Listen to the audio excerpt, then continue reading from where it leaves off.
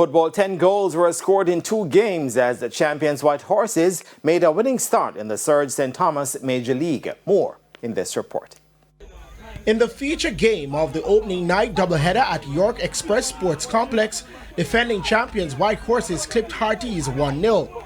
The all-important goal came in the 88th minute from Nicoy Thompson. And as the defending champion, we wanted to start it off with our 3 points, and I think we gave it our all today. Well, we made it difficult, but in a rebuilding mode.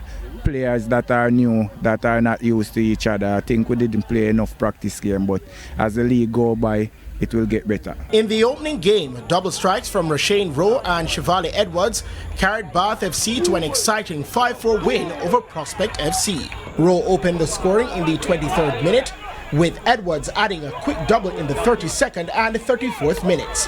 Javane Whitaker made it 4-0 in minute 38. Delano Higgins reduced the deficit a minute later for Prospect. Rowe then restored Bath's 4-goal advantage with a goal in the 41st minute.